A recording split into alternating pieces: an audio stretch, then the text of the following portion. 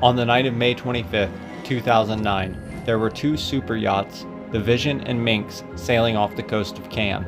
Cannes is a beautiful small town located in France, and is where the rich and famous love to enjoy their summers, chartering yachts and shopping in designer boutiques. And on this night, both yachts were on a dual charter with a large group from Britain, split up between the two yachts. And in the evening hours, the groups from both yachts were dining ashore, while the crews stayed on board, preparing the yachts for the guests' return. During their meal, the guests decided to continue the party back on board, so the group called the skippers and asked if they'd be able to raft the yachts together. Seeing no problem with this, the skippers coordinated with each other, and the Vision maneuvered alongside the Minx. Around 6:30 that night, everyone was back on board, and the drinking and partying continued, with most of the guests on board the Vision. However, about 2 hours later, the party was beginning to wind down, and the crew of the Vision started to prepare to head to Monaco. When the yacht was ready, half the group returned back to the Minx, and the other half stayed on board the Vision to begin their short journey over to Monaco, while there was still good visibility and the seas were calm.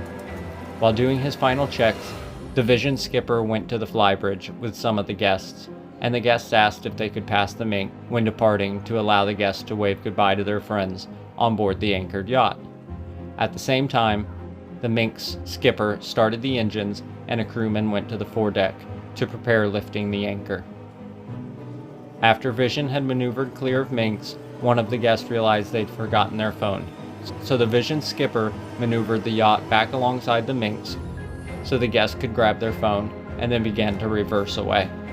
Having opened a distance of almost 750 meters from the Minx, the Vision skipper turned the yacht back towards the Minx and moved down from the flybridge to the internal wheelhouse and accelerated ahead.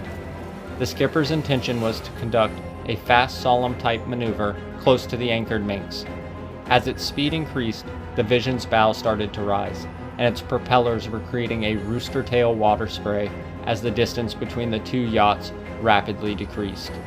In the final approach, the Vision skipper made an alteration to course to head directly towards the Minx, intending to then swing almost immediately back away from the close-by anchored yacht.